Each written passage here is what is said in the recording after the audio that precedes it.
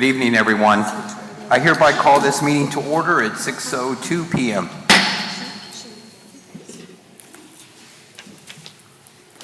Next item on the agenda is to make sure that we have quorum and to see if who is present. Starting from my right, if you could indicate that you're here. Jessica Ochoa, present. Carlos Margo, present. Anita Chavez, present. Alisa Peña, present. Rosalba Hernandez, present. Celso Gomez Jr., present. Great, we have everyone here today and we do have quorum.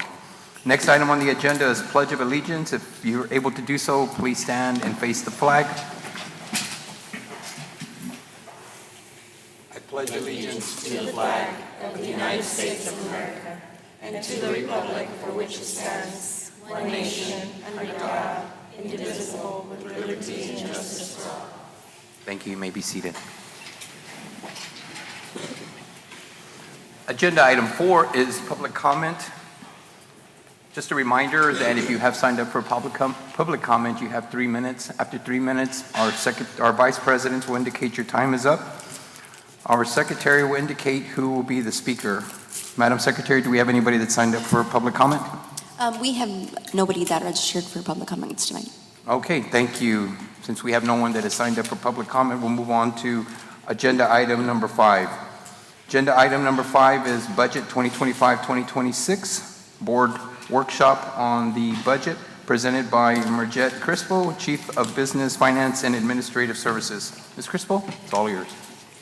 Thank you, sir. Good evening, Mr. Alvarez, members of the board, Dr. Sorensen. So tonight we are going to see our budget and how we process the information through this year in order to be ready for 25-26.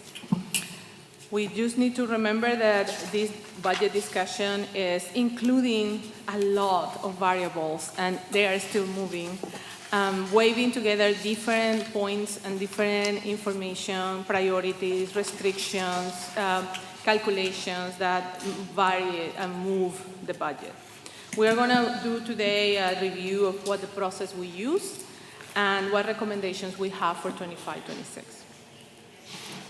I'm very fascinated with this, calling it a story from deficit to strategic investment. We really started with a deficit of $10.4 million this year with an additional $11 million due to enrollment. Then we have also a strategic adjustment, working very hard, my colleagues and the district, to be able to save some funding through a strategic adjustment. Then we went through the amazing process of strategic planning town halls that Dr. Sorensen initiated last October. And we have been processing information through the board monthly the last 6 months, being sure that showing you how we are doing the budget, what variables we are considering, and what objectives we were accomplishing. Challenges, we are going to go over some of those challenges that we had reviewed before, and also we're going to have the opportunity to see what is expected of us and what the budget reliefs we have this year. Finally, I'm going to show you how we are investing in staff, students, and our future with the commitment of salary increases for all the staff and the strategic plan priorities. So let's initiate this travel. Budget process reminder. I want to start with the legal requirements for budget development and approval, and this is one of those requirements. So we have to propose the budget before the end of the school year with covering estimated revenue, always estimated, and proposed expenditures. This proposed budget must be presented like here in public meeting and approved by the board for adoption. There has to be an invite to the public to discuss the budget with certain period, at least 10 days before the due date. And the budget shall be adopted before the adoption of the tax rate. Usually we adopt the budget in June and the tax rate in September. This is a review of what we had done through this semester, starting in January with stakeholder input, taking advantage again on our strategic town halls, and going through February, March, and April with reviews with the staff, review of the potential revenue, review salaries, review our budget allocations, discussing zero-based budget, discussing return of investment, supporting our departments and campuses to do budget recommendations, and now we are here presenting to you this process.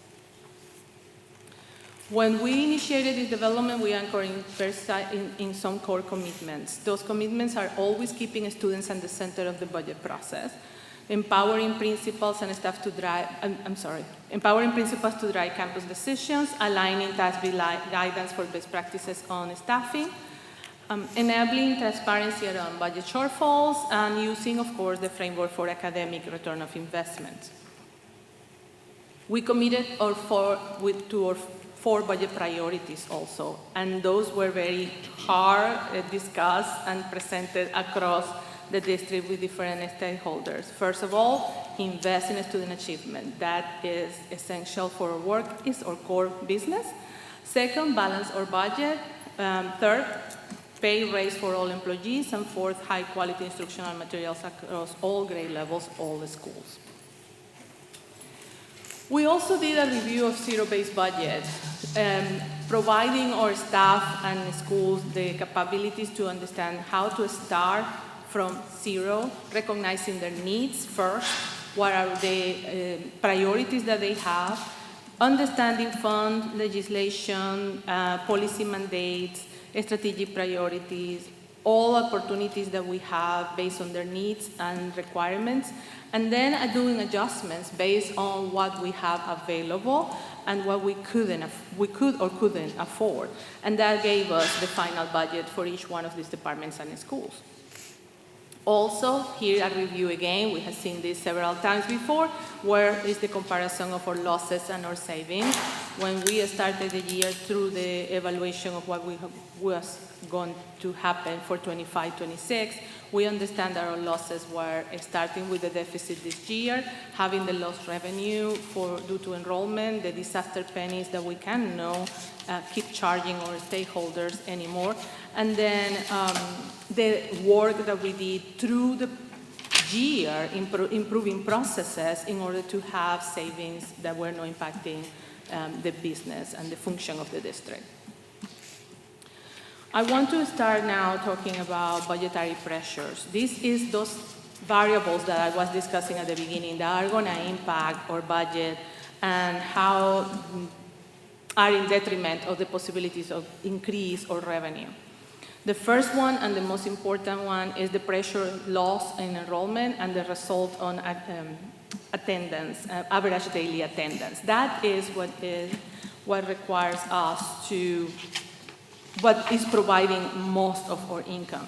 So when you have a deterioration in 10 years of over 8,000 students, that is going to impact immensely how much funding we're going to be able to access for next year. And as you see in the chart, we are expecting to continue to lose enrollment. So we had to prevent see ahead that potential loss of revenue to be able to do a budget that is adjusted to what we are going to really receive. Also, and this is something I wanted to really emphasize with the public, because not always we have the opportunity to explain this, is that as we have enrollment dropping, we have special population counts that also are going to drop. And we get income, or we get revenue based on that population. I have in here a comparison on the loss based on refined ADA, that's my average daily attendance, with the 3 populations that are lost the most funding, expected to lose most funding for this year. One is career and technical education, the other one is emerging bilingual, and early education allotment. Together, they are showing a loss of $8.5 million. I want to highlight that this is not always just enrollment. For example, in emerging bilingual, we have a change on the legislation on how to code our students for how long they can stay inside the program. We only receive revenue for the services we are providing to the students codified under the program. When they exit, those revenues are not being categorized for that student. Therefore, we cannot perceive it anymore. Changing the legislation on how long these students can stay categorized as an emerging bilingual change how much revenue we can acquire from that.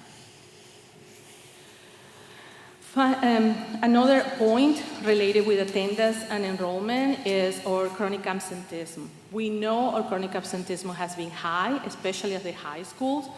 Defining chronic absenteeism, those students that are losing more than 10% of their days of attendance every year, and that is around 18 days or more per student.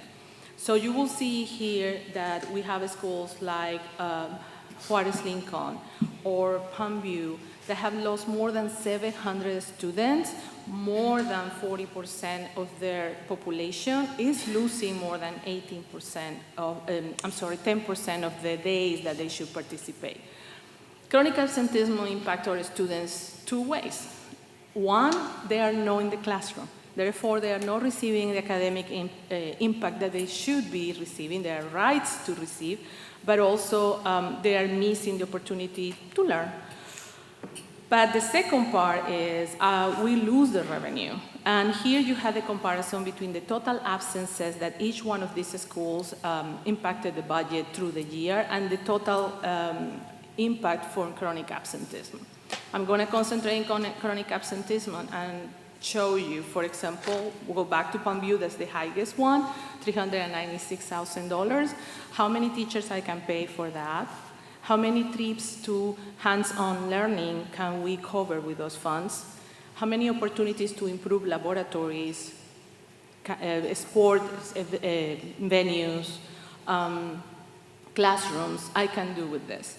So I want to emphasize that it's not the funding just for the funding, it's the funding that these students should be receiving, the services that they should be receiving. We get limited access to them because we are not having the revenue to use. Board President, can I interject for a second, please? Please do. Interject, can you go back to that slide? And so I can't underscore this point enough, and this takes us back to previous board meetings where we've talked about MTSS and multi-tiered systems of support. And so this is a clear example where MTSS and multi-tiered systems of support have absolutely nothing to do with special education. This is a space and place where our campuses should absolutely, unapologetically, fiercely be intervening on student attendance. If we are not actively looking at our data and finding where our students are and figuring out why they're not coming to school and providing an ecosystem of support, then we are being negligent. And I will use really strong words like that because our students deserve us to be intervening at that grain size, every single student, every single day. How are we noticing that 789 students are missing 18 plus? Some of them could be 25 days. Some of them could be 30 days, on and on. What are we doing at the campus level to ensure that those students are in school? And that's where MTSS comes into play, because it is about who are those children, why are they not in school, what's going on with them, what are the systems of support that we need to provide, how do we work with the family, how do we work with the child, but we don't know that until we actually figure out who the child is and what the problem is so that we can solve for that problem. So I really wanted to take us back to a previous meeting where we talk about MTSS to highlight that, first of all, this is a space and place where we need to intervene with our children so that they are learning more, achieving more, but that also to highlight to our community that your partnership in ensuring that our students are in school every single day also matters, not only for their learning, but for our financial forecast for the district. If you look across that bottom gray bars, we're talking $1.1 million, 1.082, 1.174, and these are just our high schools. And so as the community also requests input and outputs from our financial forecast, we also ask that on those mornings that sometimes your kid rolls over and says, you know, I don't want to go today Because I have a teenager who sometimes does that too, that you say like, no, no, no, you're going.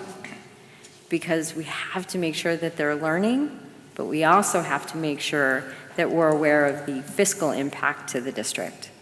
And so next year, we're going to be doing a much more intense job, which again, you guys saw in the reimagining of positions, where we're not only adding attendance improvement specialists, but we're adding attendance intervention specialists to our high school campuses. Thank you, Dr. Sorensen. So this is the same table, but for our middle schools, and you can see here the amount of students that are missing more than 10% of their classes in here. The next is staffing, and I want to just show you this table because we know that this is an issue that when we lose students, we are expecting to lose the staff too, but if you pick any position, I don't want to, just go with educational aides or campus administration, we have not reduced more than 10% or 10% exact, but our students have been reducing over 25%. So there is no a clear reduction that can help us to sustain this. And this is not new. We have seen this before, where we have for 10 years been told that we are overstaffed and that we have to be smarter in how we do our staffing so we can provide the services that we need to provide to our students in the right way. And again, this was confirmed in our audit, on the financial audit, what you just got presentations a couple of weeks ago. Where it's confirmed that we are the lowest, one of the lowest districts around the region and in the state on the student-teacher ratio.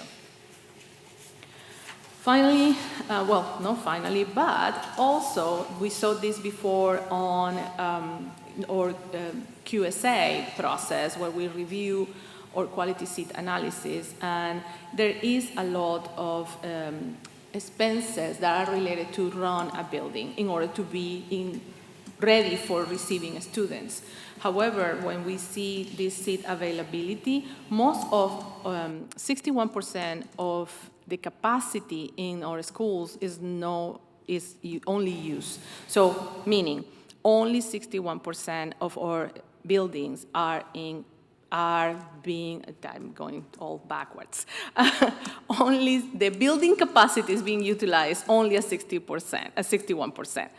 Meaning we have 39% of our capacity not being utilized. But my buildings are being used 100%. I have to maintain them 100%. I cannot close holes. I cannot sit down and get the AC partially on. We have to clean the whole building. We have to maintain the whole building. So there are expenses related with maintenance, equipment, staffing, energy costs that have to be provided at 100%, and we are using those buildings only at 61%.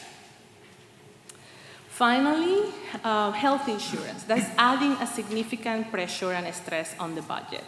This is, our district does self-funding insurance, which means that we are responsible of every expense that the insurance carry. All those claims are covered by the district. This is showing a negative effect on the budget for the last 2 years. This is the negative effect audited, and this is the estimation for this year. Just to clarify, this amount is on top of the amount that we receive for our employees' premiums, their families, because our employees do not pay for insurance. So in the last 3 years, we are estimating a $21 million expense that has been above of the revenue we receive for managing our own insurance. So knowing that that is what giving us constraints, I wanted to flip now on what is helping us, what is a support for us during this process of budgeting. Anticipated, we are going to see that, first of all, the legislation. What we know for HB2 is right now for signature as of today. It has not been signed yet, but we are expecting this to be passed and be signed pretty soon. That Senate bill is increasing the basic allotment from $61.60, that was the allotment from 2019 that we had discussed before, to $62.15. That's a $55 increase per student, tied to our taxes, which may fluctuate that dollar amount later on the legislation. Also, we are receiving, which is a very good thing, an increase in salary for our teachers. For those teachers that have 3 to 4 years of experience, it's $2,500, and for teachers that are more than 5 years of experience, it's $5,000. This funding starts September 1st of 2025, and we are responsible to provide that for this biennium, for the next 2 years. And it's also TRS eligible. We also are expected to receive a new special education allotment that will relieve the funding invested on special education from the general fund, but this is not coming in effect until 26-27.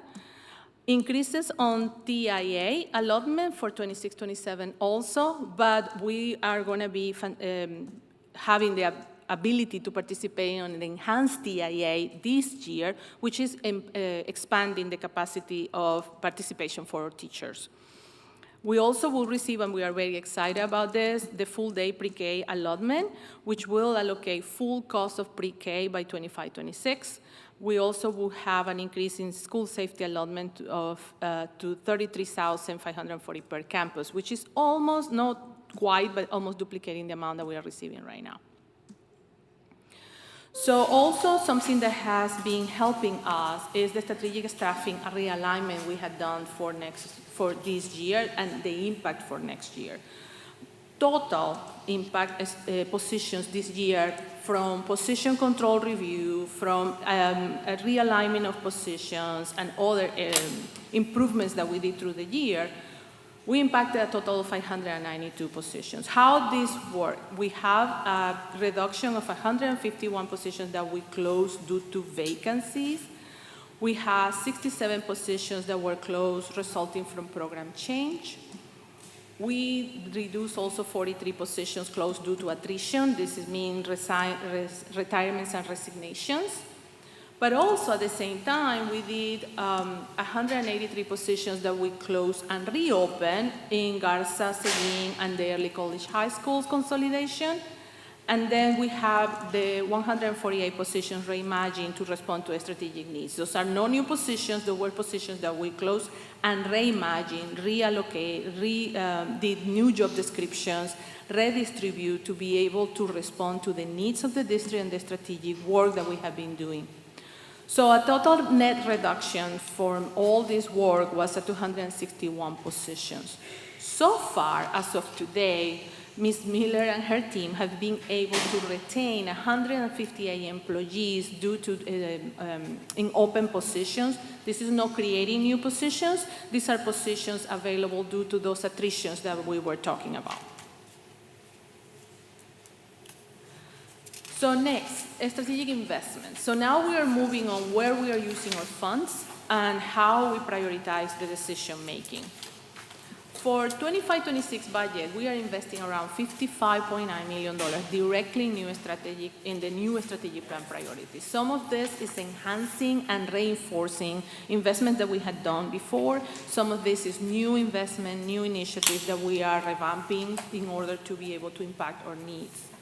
We have excellence in leadership for $4.9 million, empower graduates for $18.2, and I'm going to review those examples of those. Thriving students for $14.1, community trust, unity, and partnership for $5.5, and operational excellence and financial stability for $13.2. So some examples of those initiatives. We have invested around $37.2 million in leadership and student support. In leadership, examples of that is the teacher incentive allotment, the campus support and coaching system for teachers and leaders, launching deep training on research-based instructional strategies for reading and math, which is going to support our highly qualified instructional materials, leadership partnerships, leadership pipelines like the teachers to assistant principals to principals, and teacher residence partnership that we have with UTRGV. As empowering graduates, some of the initiatives we are using and we are investing on is, of course, the highly qualified instructional materials, one of our priorities in the budget development. We are launching a PTech pathway in La Joya High School for health and well-being. We are reimagining college career and military readiness support for students and providing dedicated pre-K instructional assistant to every pre-K classroom in line with research-based practices. We also have a thriving students initiatives with like reimagining behavioral mental health support, refocusing on support and leadership on attendance and chronic absenteeism. We saw the need. And launching multi-tier system of support framework and system of support to students with academics, attendance, and behavior, and continuing to focus on improving support systems for special education. On community engagement and key district infrastructure, we are investing around $8.7 million, reimagining all our community engagement with 21 positions dedicated to improve support and partnership in communication with our families, investing, of course, in the MTSS framework, as what Dr. Sorensen said, in order to increase communication with parents and caregivers and impact our needs. Investment on system and strategies to increase participation and engagement of family and community in district activities. Operational excellence and financial stability, we are launching a facility master plan to ensure that we are reviewing and being clear where we are standing on our facilities. Supporting financial audit findings that we saw a couple of weeks ago, how we are going to intervene and how we are going to improve. Investing in safety improvements, investing in student technology refresh through a 5-year district-wide technology plan, and a salary increase for all our employees. Talking about that, what is our pay raise proposal? So we are estimating, based on the impact on the legislative session, and I'm going to start with that, we are required to provide $2,500 for those teachers that are 3 to 4 years and $5,000 for those teachers that are 5 years. You see in here the number of teachers that we are estimating as of today and what is the amount that they will receive. Our teachers 0 to 2 will not be impacted by this legislation. To best support our team members, we really are very clear and aware that we have not provided a pay raise across the board for over 3 years. So we are requesting an increase of 4% so we can support our staff, not only because they deserve it, but also to make reflective of the market and how to be competitive across the board. You see in there that we are proposing for teachers, nurses, and librarians a percent of their salary of 4%, and for all other employees, we are requesting the raise to be based on midpoint. So, Mirchat, and Board President, can I interject here? Yes, please. Can you go back to a slide?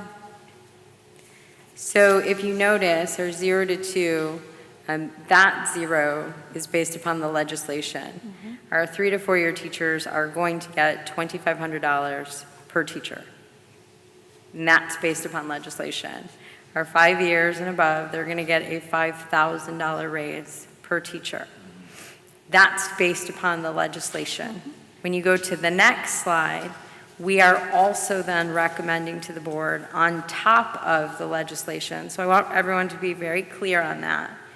It is in addition to what we are recommending for our employees, that they get what the legislation is recommending, the legislation is mandating. Let me be clear on that. What the legislation is mandating as soon as Governor Abbott signs it, we are recommending, in addition to the board, that we also have a 4% increase on top of the legislation for our employees.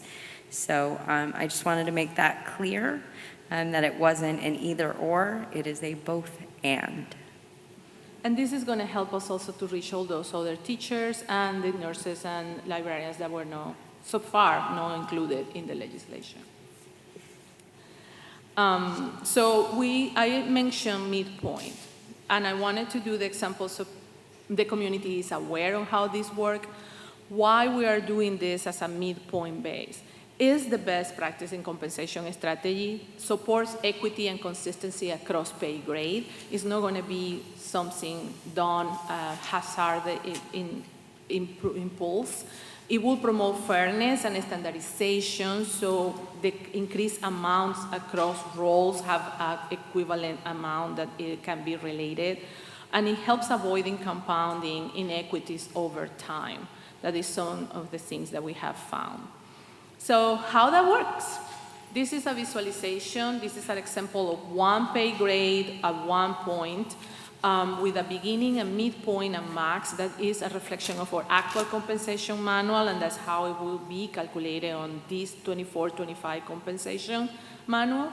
And the midpoint for that pay grade is $3,018.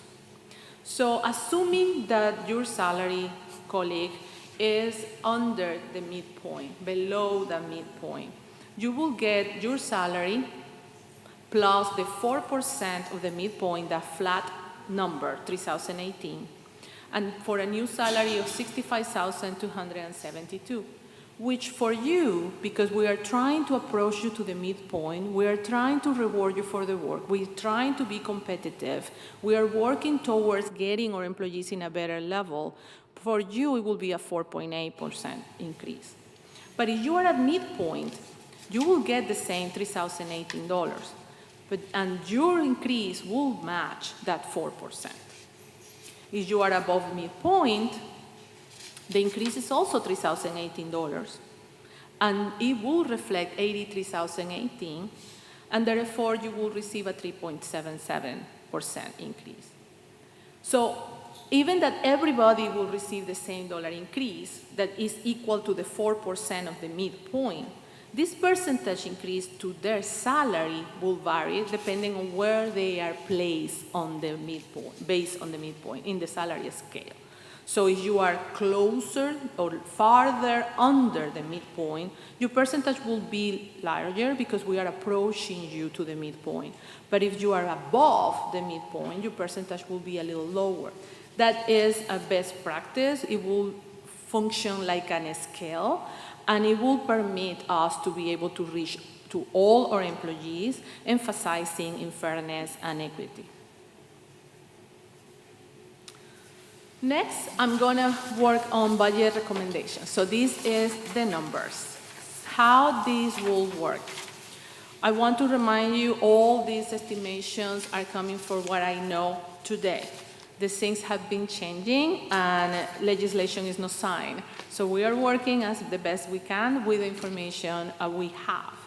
This tax analysis is based on the estimated tax property values. We will not receive certification until July, but so far it's showing that we will lose those 3 pennies that we have from the disaster penny, we will reduce the taxpayer burden. So our taxpayers will see around $50 for every $100,000 of homestay. I want to clarify, this was calculating $100,000, and there is another bill for $140,000 homestay. That means that taxes will change a little bit, but at least our taxpayers will see the relief on the reduction of the disaster pennies. Revenue estimation. So this is what we are estimating. Remember that we have to use attendance and my average daily attendance for calculation. So this is using an estimation from the 5th 6 weeks. And this is the revenue we are estimating between taxes and foundation on what the state will provide based on attendance, daily attendance. And we are expecting a $262 million revenue.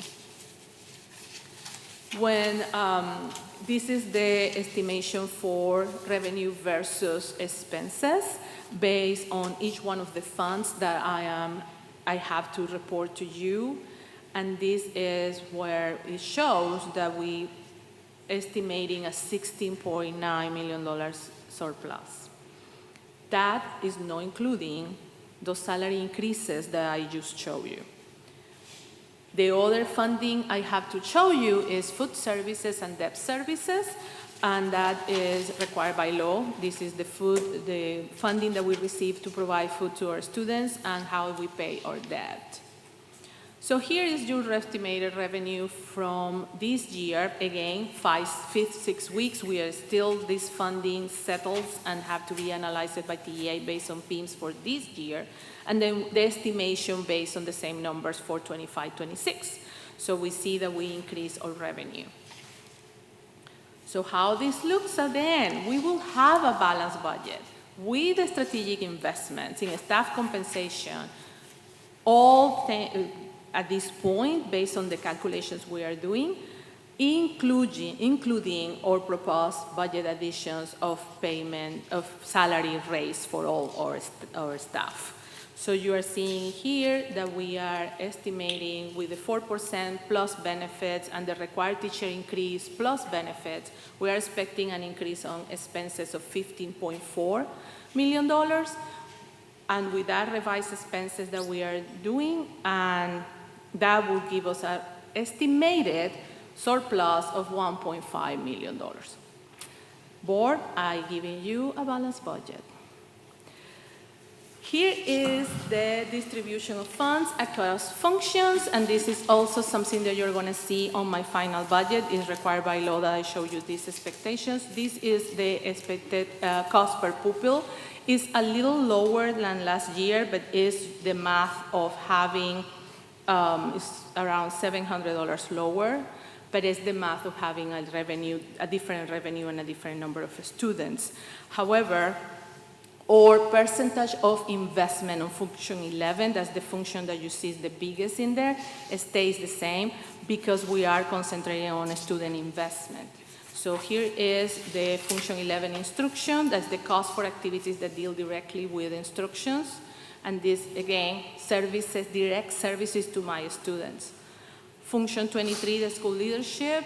Function 34, student transportation. This is the percentages that we are using for those big 5 functions. And finally, function 51 for maintenance and operations, that's 11.9, is the second highest. And it's just telling you how much we are working on increasing and emphasizing the support of our facilities, even with the restrictions that we have. So what are my next steps? What we have to do for the rest but from now to June 18. Keep monitoring legislative bills. Some things are changing every day. Being sure that we have good calculations of our taxes and see how the revenue is looking. So far, we are being stable. Revise other finance bills because there are other bills pending, like the homestay exception that can impact us. On June 18, we will approve the budgets for the general fund, the child nutrition services fund, and the debt service. And in September, we will meet to approve the tax rate. And that is the budget workshop. I'm open for questions and any information you want clarification on. Mr. Alvarez, I have a question. Members of the board, Dr. Marco, you may proceed. Mr. Crespo, I know you mentioned the student allotment, but as of today, there aren't any last-minute changes to the $55? So far as of today, no. It's not even enough for a textbook. But nevertheless, I mean, having a balanced budget at this point and working through those restrictions, I commend everything you all have done, Dr. Sorensen, and getting to the point where we are right now with the budget. Congratulations on that. Thank you. Thank you, Dr. Margot. Members of the board, are there any other questions, remarks for Ms. Crispo? I know everybody up here pushed really hard for staff raises just across the board, so thank you for winding up on the higher end of what you guys have proposed. I know it's going to go a long way for our teachers, our students, our families, so I appreciate the efforts there, and I think there's a lot of value in knowing that the raise is coming independent of what legislation is doing, so thank you guys for that as well. I'd like to say thank you. I know this was a monumental task, and the way you presented it was very educational. Thank you for reminding us about our deficit that we've had for over the last decade. And our challenges moving forward is our absences. I'm pleased to hear that we are focusing on the multi-tiered support system that's so important for our children, and that we're focusing on behavior and mental support, in addition to leadership. So pleased that we are now giving our teacher raises. You know, they're doing the heavy lifting, they're our frontline staff, so amazing work. Congratulations, everyone. Thank you. Yeah, I mean, I'm trying to keep myself from doing backflips, right? So we're real excited. It's a very exciting time. So I just want to make it clear, so it's not just teachers, right? So let's make it clear. It's Teachers? everyone. Yes, legislation will address teachers over 3 years. We were taking care of our own from zero to everybody. So, This yes. is exciting news. It really is. Members of the board, do we have any other comments? I had a comment. So on the legislation raise that the teachers are getting, we are pretty much going to assume the taxes, retirement. Can you explain a little bit on how that's going to work for the legislation raise? That's why I want to be very attentive to the other legislations. There is a rider that is supposed to support some of that cost for French, but until everything passed, we cannot count on those funds. So far, yes, we had to do the French benefits. Again, until we have a sign, I cannot assure anything. So right now, all I can assure you, or count on, is what is basic, and we have to cover the French, and we are estimating 12% to cover all the expenses that are related to that. Thank you. Ms. Crispo, I mean, there's no doubt that it's been a long time coming. You've been working on this, not just the last couple of days, but this has been months in the planning, right? And I think it was something that we as a board have always wanted to get to, and that was a balanced budget. And so my hat's off to you, your staff. I see Brenda's here in the back, and I'm very excited that we'll be able to share this good news with not just our teachers, but everyone in the district. So congratulations to you and your team, and please convey that message to them. I will, and I will say thank you to Dr. Sorensen and my colleagues in the cabinet, because it was a monumental work for all of us. So Yeah. Thank you, sir. Yeah, I want people to know that. I want people to know that there's a lot of work involved. It's not just 8 to 5 or 8 to 3, no weekends. I know many times we would, Dr. Sorensen and I would talk, and you guys were certainly working on this. And what I appreciate is that we're not tapping into the fund balance. So thank you for that. Members of the board, any other questions? So before we proceed, again, I want to thank you, and I want to give you a round of applause for the great work, and please convey that message to your team. Well deserved. Thank you. Take the rest of the day off. No, I'm just kidding. Just kidding. Dr. Sorensen looked at me. No, I'm just kidding. Yeah. Next item on the agenda, I want to say it is, oh no, we're going to continue. So we're going to continue with you, Ms. Miller. Good evening, President Alvarez, Dr. Sorensen, and members of the board. I'm very excited to get to walk you through the draft of the 25-26 compensation manual. So again, this has been something that we have been working on since August. We've been listening, we've been looking around, we've been taking feedback, and so we're excited to finally bring it to you. First, we have our staffing principles. In order for us to build a fair, competitive, and sustainable compensation plan, we have to ensure that we make intentional decisions that have students at the center. So our staffing principles are we're always driving student outcomes, addressing role clarity, aligning with research and best practices, finding efficiencies and cost savings, eliminating redundancy and duplication, discontinuing ineffective programming, and sunset and retirements. But how do we put that into action? First, with everything that human capital and talent development does, and La Joya does, is we look at our policies. This helps us to stay on track and holds us accountable for what we need to do with our compensation. We also do job analysis, job evaluation, internal assessments, market analysis, We determine base pay and stipends, external assessments and strategic compensation, communication, we have a communication plan, and then of course, our manual is implemented. So let's talk about some examples of our internal assessment. So in having our strategic conversations, we listened a lot and found out that with our police officers, that we need to retain police officers in our district. And part of that was they were working more days here than other entities around us. So we did find a way that we could still have coverage within our district and have their calendar updated from 244 days to 226. This was very strategic and it supports recruitment and retention, but did not add any cost to our budget.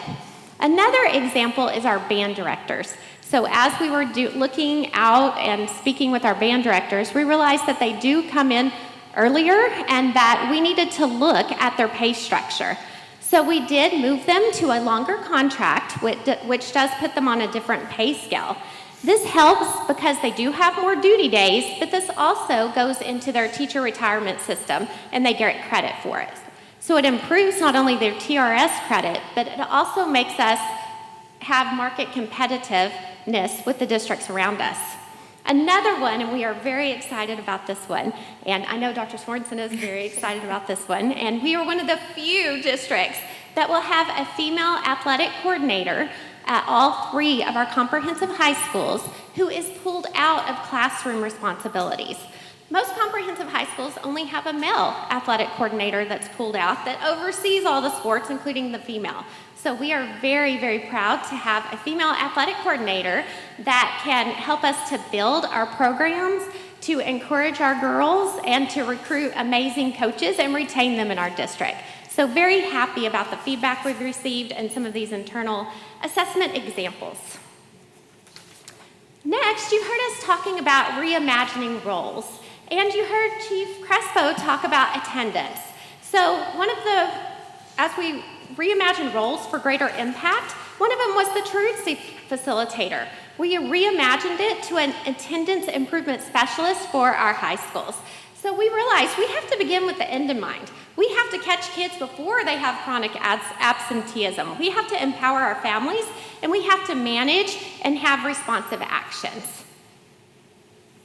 Whoops. I was getting too excited there. We also did a market analysis. And if you look at this slide, this is based on 24-25 because TASB, that is the data that they have right now. But we are proud to show you, as Ms. Chief Crespo said, that we have raises for all of our employees. And this is just a picture of our first-year teachers. So McAllen is $54,000, Mission $58,250, Edinburgh $57,300, PSJ $58,300, and Sherryland $55,570. This is their 25-26 starting teacher pay, and we are very competitive at $57,200. This is $2,200 over our starting teacher pay last year. So very proud of this and all the hard work that has gone in to ensure that we're competitive within our region. But we want to look at some more teacher salaries. So if you look at 5 years, we were at $56,450 in 2025. With the raise and the new legislation, 5-year teacher is going to be at $64,020. So that is a great pay for a teacher with 5 years of experience. But let's go down to the 20 plus. In 24-25, we are at $63,579. With the 4% raise and legislation, we'll be at $71,122. So very excited about this pay scale. And I'm going really fast. Want to make sure we don't have any questions. Okay, next. We listened to our employees on stipends. So we listened and added back special education stipends to all certified special education teachers. When we were doing the strategic planning and listening to the community was saying this, the parents were saying this, employees were saying this, so we listened and added it back. Next, we had true collaboration with athletics and fine arts to apply stipends that will attract and maintain high-quality instructors and coaches. And with the athletics, it was budget neutral. They came with ideas, and we made it work without any increase to the budget. And I will say that athletics was very excited, and fine arts also. They feel like they were listened to and changes were made because they helped us do it. And it was a labor of love, but it was very excited, and we're excited to bring it to you. And now we are in the top 5 within the region among districts that follow TASB guidelines. And I do have to say, we are number 1 on mariachi. And folklorico, right? Yes. So we're very excited about our stipend structures.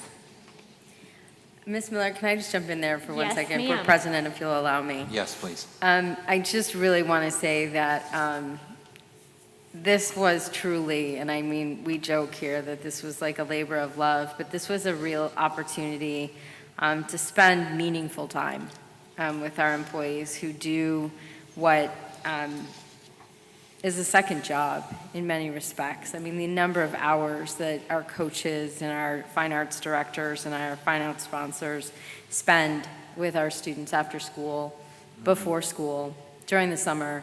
I mean, our summer athletics program right now is just thriving. I mean, I get pictures every day from all of our campuses of the number of kids that are out there, and they're so proud that they're, doing this summer. It's incredible.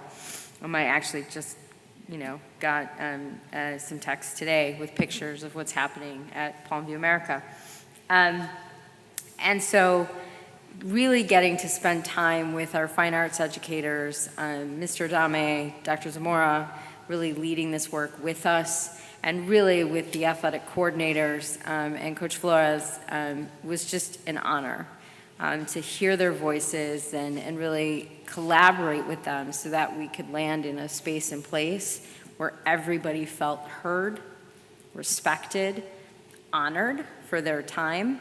And really, they understood our position as well, that we can't get there in a year, but really appreciated the collaboration and the time that we were spending to come to a place where everybody just felt a part of the process. And so I just really want to thank everybody who came to the table to work with us on it.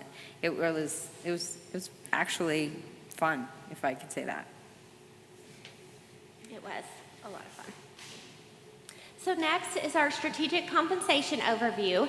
And for this one, I did want to bring pom-poms and run around and cheer and everything, but I restrained because we are super excited about our teacher incentive allotment. The goal of the teacher incentive allotment is to build it out year over year to ensure that every teacher is eligible to receive this allotment. This year, we had over 243 designated teachers. Over $3 million was awarded to our teachers, and it was very exciting. They get 90% of the funds, and this is provided by the state. And so we are super excited because, yay, our new plan for the 25-26 school year, the expansion was accepted by the Texas Education Agency. So we have even more teachers who will be eligible to receive a TIA stipend. So very excited about that, and can't wait until all of our teachers have the opportunity to be eligible. And like I said, that's our goal, and we're going to keep building it out. And Ma'am, before you go, Ms. Miller, I mean, yes. can you elaborate again on page 57 where the young lady is? I mean, can you elaborate for the audience that may be listening in and for those that may not understand what exactly we did? I mean, this is huge. I mean, this is huge stuff for those folks. And how long are they receiving it? Is it a one-time? it is not. Please explain that to our audience, what it is. So we did have a big check presentation. It was very exciting. There were tears. Just an amazing night. Some teachers will receive an allotment of over $26,000. And this is for 5 years. So with TIA, you cannot go down in your designation. You can only go up and earn more. Now, it is based on the at-risk population of your campus. So it could vary a little bit if you go from one campus to another, but for 5 years they receive this, and they always have the opportunity to be eligible for more. So you only go up. So super excited, and like I said, it was an amazing evening with tears and lots of family there. They did have pom-poms, everybody had them, and we're just so proud that our teachers were eligible for this. I mean, I think what caught our attention is the $3 million that were awarded to over 200 teachers and professionals from this district. That's great. I mean, I remember seeing the video, I saw the videos that you all shot, and I saw that what Blanca had put up. Congratulations to you. I just know that we hadn't had an opportunity to congratulate you, and we knew this was coming up, but thank you for that. This was, some people told us a down payment on a house, or we had a couple of our teachers that are expecting a baby, and they were getting to go buy new furniture. Yeah, these are game changers. Super excited. These are game changers. They are life-changing. So appreciate that, and like I said, can't wait to keep building it out until all of our teachers are eligible. Wow.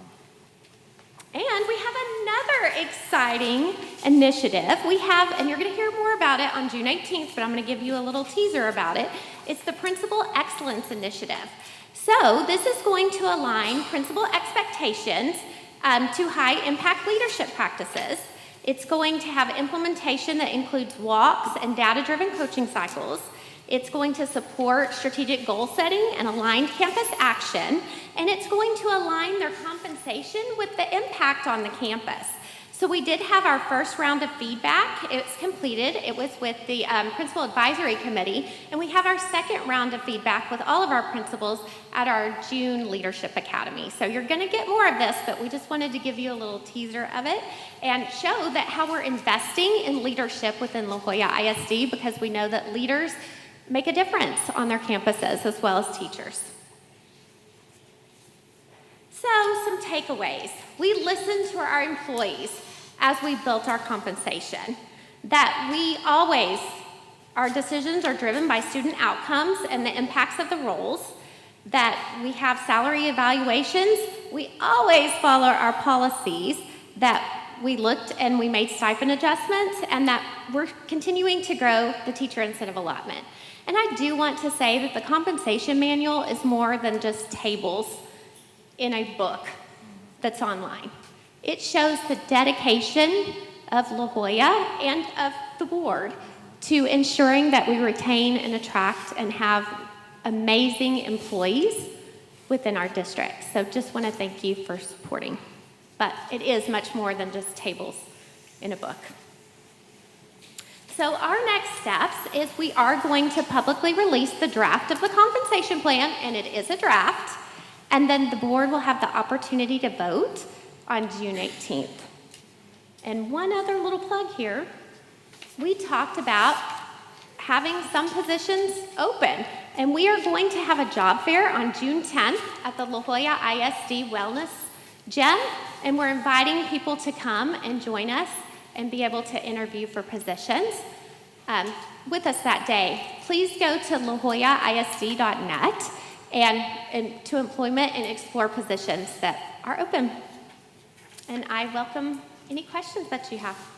Thank you, Ms. Miller. Do any members of the board have any questions for Ms. Miller or remarks? Yes, I have a few, but I'll start. Yes. I'll start with stipends. I think stipends was one of those topics initially when we came in that I heard about a lot, right? So the fact that our staff had the opportunity to kind of come back to the table and that we were willing to listen, I think is a really big deal and goes a long way. I think this is also a testament to like what's to come, right? And as things are happening, I think we're seeing more and more that as a staff of administration, we're willing to listen, and I think that's really, really important, right? So thank you guys for that. In regards to the teacher incentive allotment, if there's a category on there, I'm a teacher, I don't see a category that's on there. Is there anything that I can do to kind of help get, give me the ability to qualify for a teacher incentive allotment? So we had TIA talks in the spring. We're going to continue those in the fall. And yes, we want people to come and give us feedback. And we also need to build, in some cases, like in fine arts, how we would measure the growth of the students. So yes, we want people to come and we will have feedback sessions.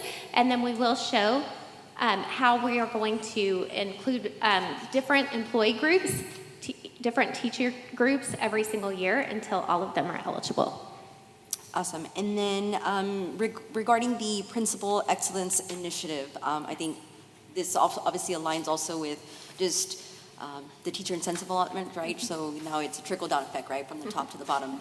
Are there any other districts in the Valley that have a program similar to this in the state? Can you tell us a little bit more about that? And this is not state-funded, right? This would be an initiative that we're doing? No, this is an initiative for La Joya ISD, and on the 18th, you're going to get to see that we are the first district in the Valley, but there are other districts within Texas, very few that have started this. The difference in between the teacher incentive allotment and the principals is the teacher incentive allotment is a one-time payout, and the principals payout will be within their salary. So it'll be steps in salary increases due to impact on the campus.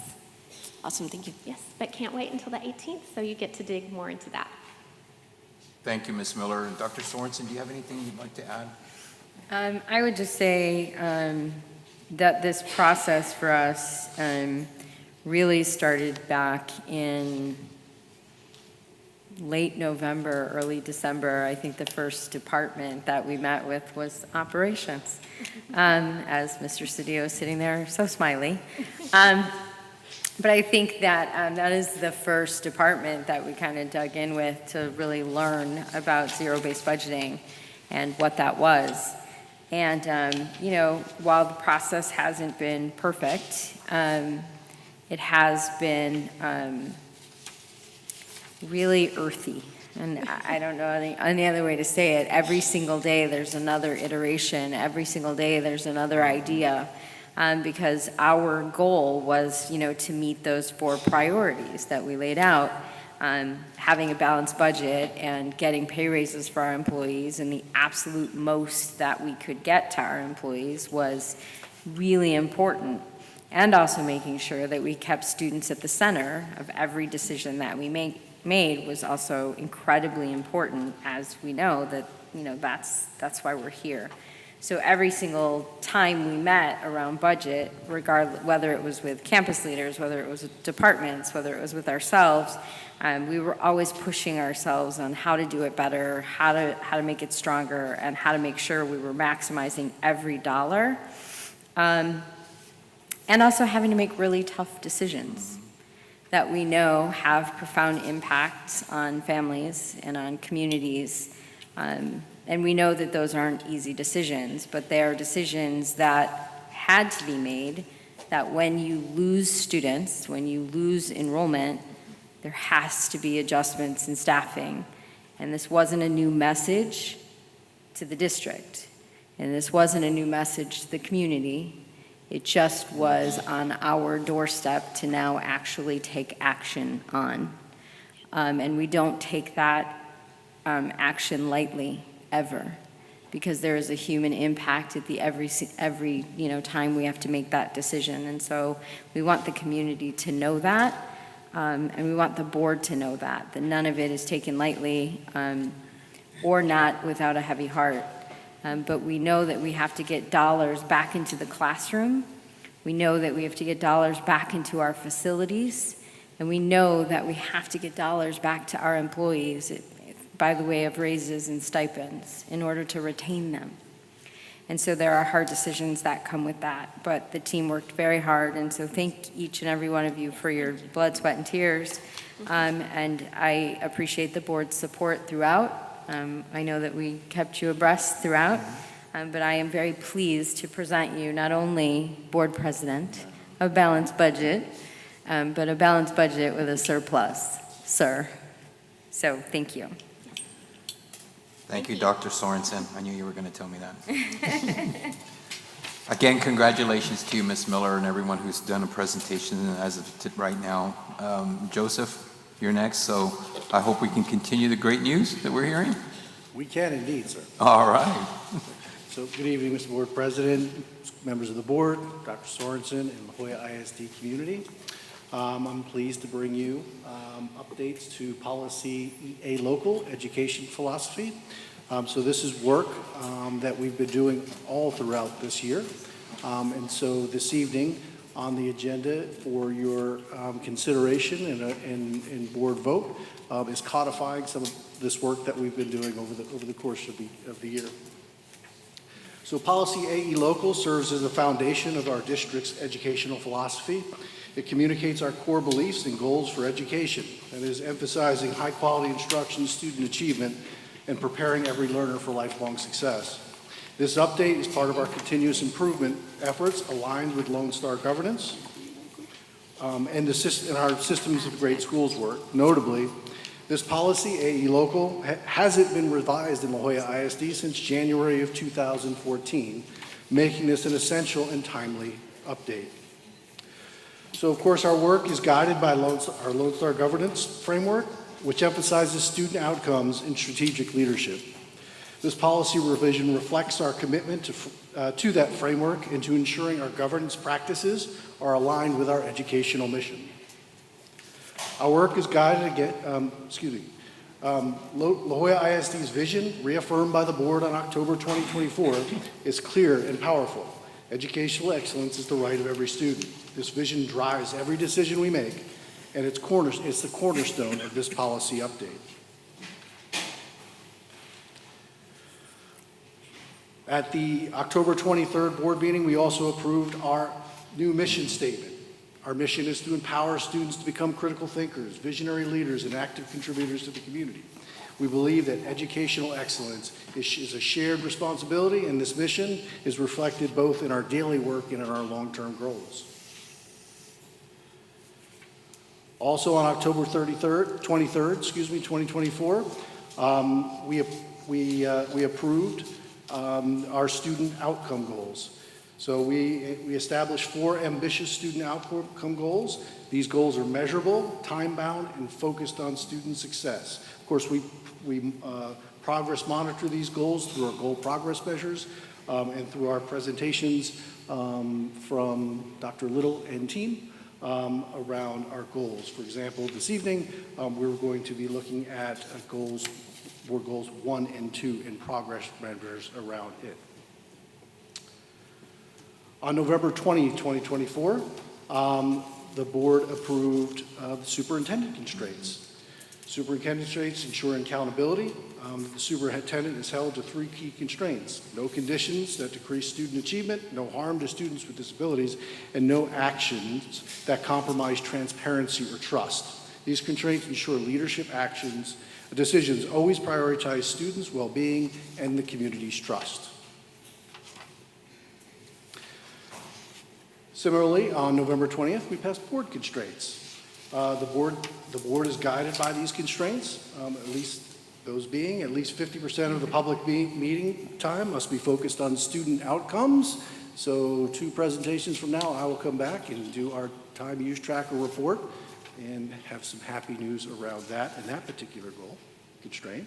Communication must align with board actions. Board members must not give operational advice to staff. These constraints reinforce our governance role and help maintain a clear focus on student achievement.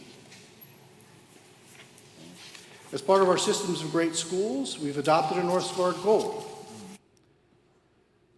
to increase the percentage of students attending A or B campuses from 84% in 2024 to 90% by the start of the 2028-29 school year. This goal aligns with AE local policy and reflects our commitment to equity, and excellence across all campuses. The revised AE local policy includes 10 key sections from our vision, mission to student outcome goals, roles, constraints, and evaluations. Sections marked red on this slide contain proposed language updates for your review and approval this evening. I'm happy to take any questions or feedback at this time. Board members, do we have any questions for Joseph specifically on this agenda item? No. Okay, thank you, Joseph. I know you'll be called back in a minute.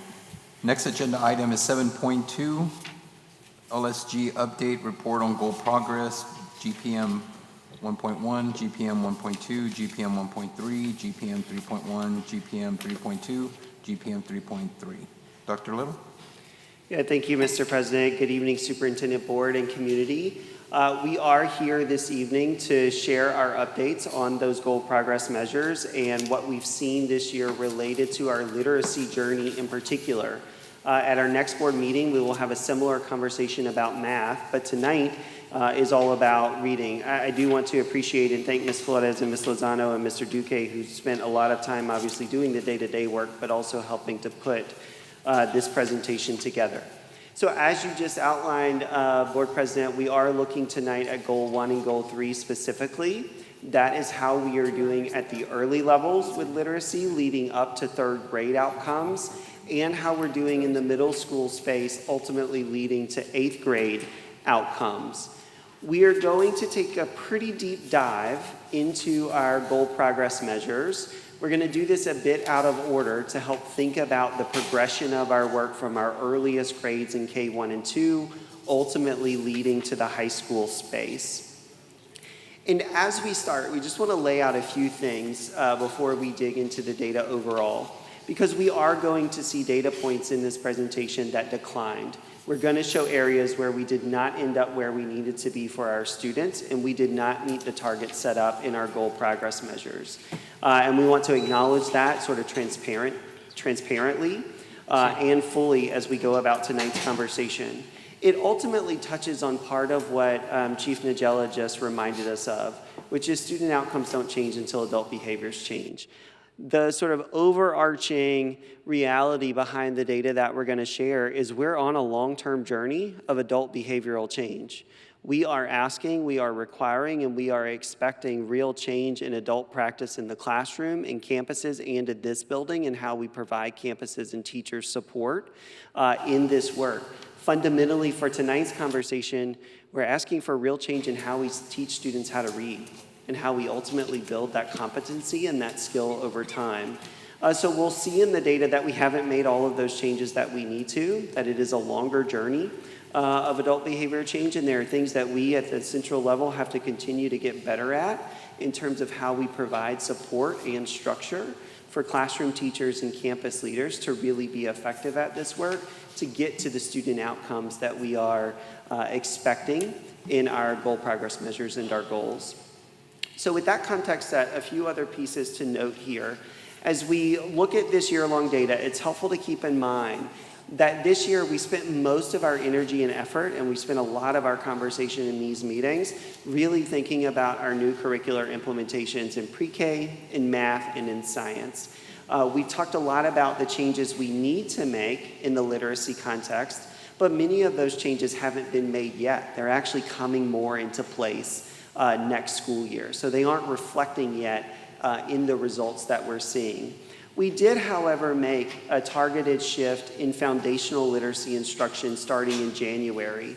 Ms. Lozano and I talked about changes that we're making with our kindergarten, 1st, and 2nd grade teachers to align much more to the science of reading and build those foundational literacy skills. And we'll actually see pretty pronounced progress in some ways in that foundational learning. It's important to remember, though, that that was all focused on English language acquisition and reading skills. As we presented a couple of weeks ago, we showed really promising early data on our use of Lexia, a supplemental literacy tool that we put in place this year as well. And again, that data was promising, and that's like early indicators of, I think, where we'll be in the future. That also was an investment on the English side. So when you see tonight, you'll see a difference in our trend with English data versus Spanish data, and part of that is due to that focus. The other thing, and we'll come back to this at the end, all of this story tonight leads us to the place that we knew we were needing to go. Putting in the hands of our teachers the highest quality instructional materials aligned to research and evidence-based with the science of reading. We will have that next year with Bluebonnet and Amplify in our K-8 spaces. We also know that at the end of the day, the materials matter, but what teachers and students are doing with those materials also matters. And so the approach to instruction, making sure that we're using research-based instructional strategies, you hear us call that ARBIES, and that we're building more capacity in the science of reading. We've talked about letters training that's coming up. Those will be key to our work moving forward and ensuring that we're using our time in the best way possible. So let's see where we were. And again, we're going to start at the early level here, where we do see strong progress in foundational literacy. As a quick reminder here on Simple View of Reading, reading is super complicated. It is not something that we just inherently are able to do. It takes really detailed, explicit instruction and practice. And part of that is in word recognition, being able to associate letters and sounds and words with meaning, getting to a place where we're also building more comprehension. Those two together, again, in this simplified form, lead to reading comprehension. What I'm going to show you over part of this data set is we're getting better at some of that word recognition. We're getting better at some of that language comprehension. It's not enough yet to show up in grade level results as we've outlined in our GPMs. Remember, those are grade level outcomes, not foundational level outcomes, but this is the path we have to take to get there. And let's actually illustrate that with a real example from first grade.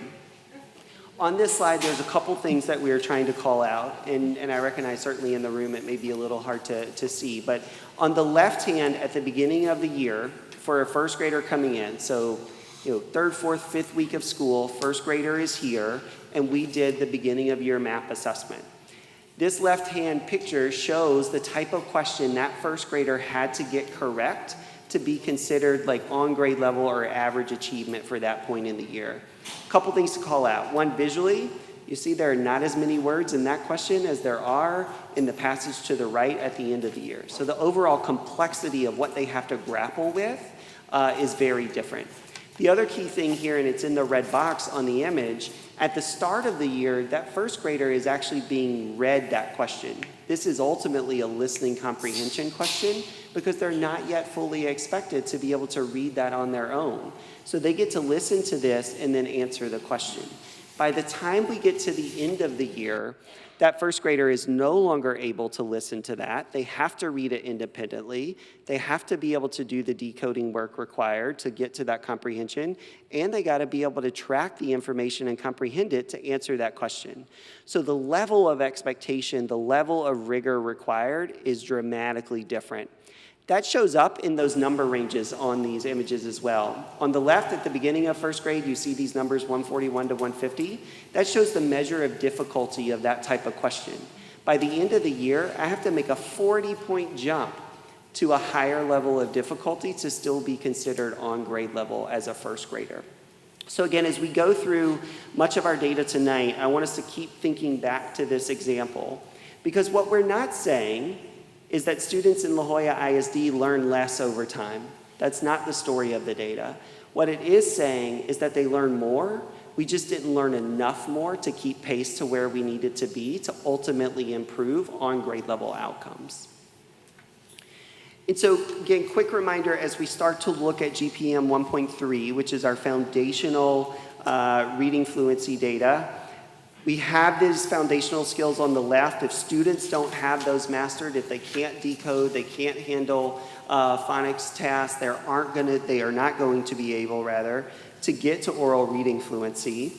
This assessment, by the way, starts with sentence fluency. So the first type of question that a student gets when they begin map reading fluency is a sentence fluency question, where they have to read a sentence and match it to the right picture. If they get those questions wrong, the assessment routes them back to foundational literacy. We're saying, hey, you don't have all the building blocks you need yet, so let's go see where you are in that foundational literacy space. If they get that sentence reading or that sentence fluency question correct, it says, hey, you actually do have enough of those building blocks. Let's see if you can handle more complex reading passages, and that's what gets us to the oral reading rate. So to quickly compare where we were beginning of year to end of year on foundational skills, you saw a version of this slide at the middle of the year. A quick reminder, blue is beginning of year, red here is end of year, and we want to see this go down over time. We want to see fewer students still in the foundational space, so these bars should decrease. We see that happening in kindergarten in both languages. We see that happening even more in first grade. What we should also see is that happening in second grade.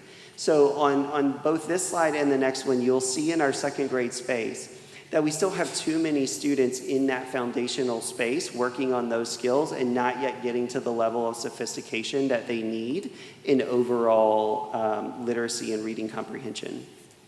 On the other hand, we should see our oral reading rates go up over time.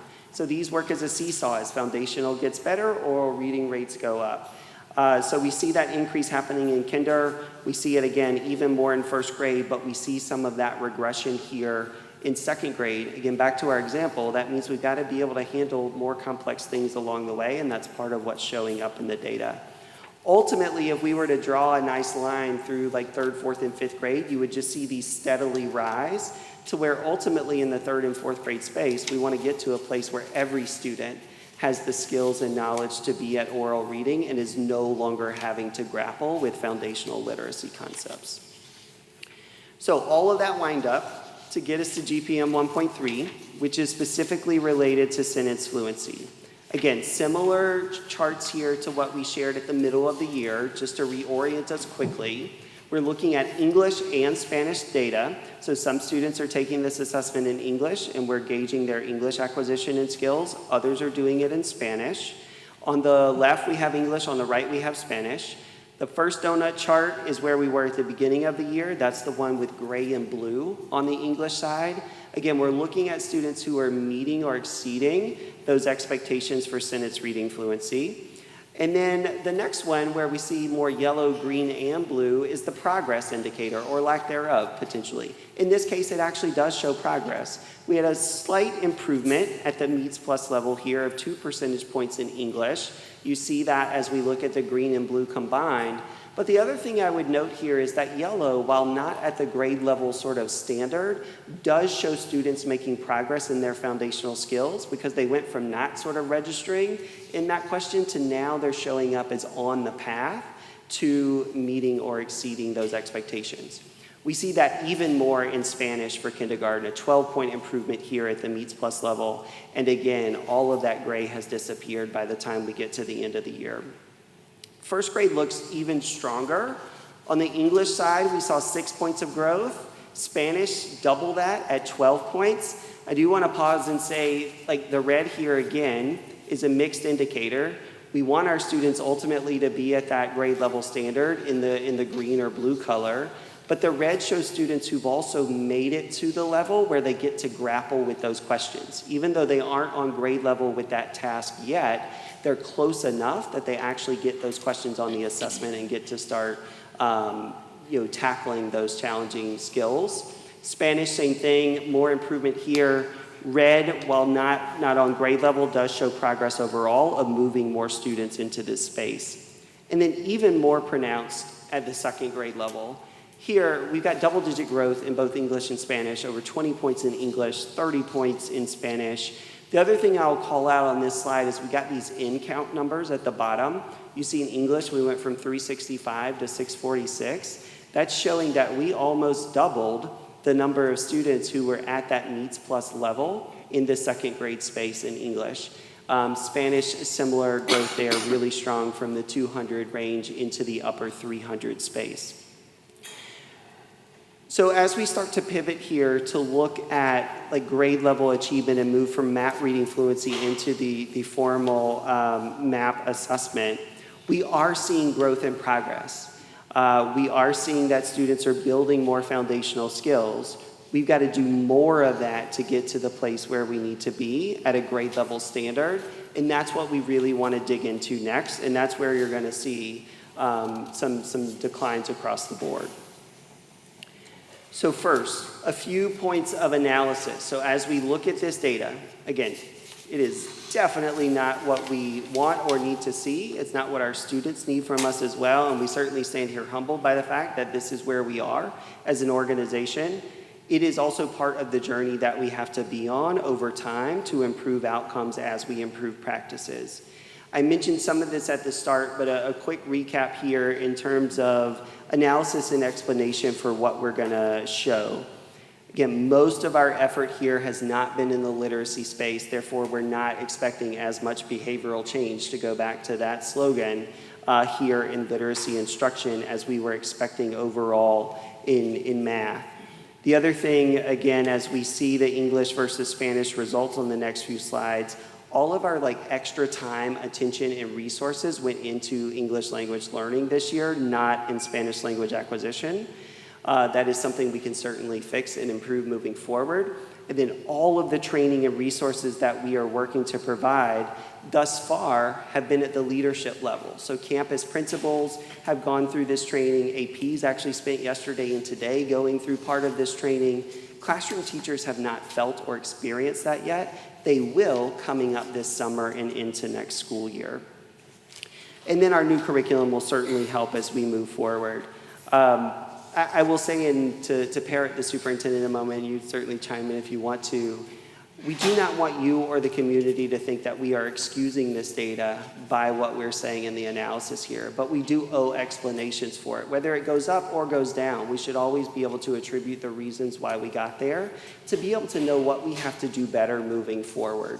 Each of these things provides an action that we can and will take as we move into next school year to show improvement, both in what we do every day to support leaders and teachers and to help them improve their practice in their buildings and in their classrooms. Board President, may I? Yes, Dr. Sorensen. So I met with principals today because we went through MAP data. They had MAP training today and they have MAP training tomorrow. And so the conversation that I had, because they obviously will be standing in front of their staff and having these type of conversations, I literally said, I think when we see data that is disappointing, we have two choices. We can either point out and say it's because of, with all these external reasons, or we can point it ourselves. And so as leaders in the district, it is imperative that we own the outcomes. That is the only way that we as leaders grow and improve. We have to look at what our systems and structures are as we support leaders, as we support our teachers, as we ask our system to learn new ways of teaching. These are systemic shifts. We are asking people to fundamentally do things very, very differently. That is not an excuse. That is a reality. And so in that, we have to very, very stringently look at ourselves first and say, what supports did we provide? What did we do? What did we not do? What were we clear about? What were we unclear about? And what do we need to do differently next year?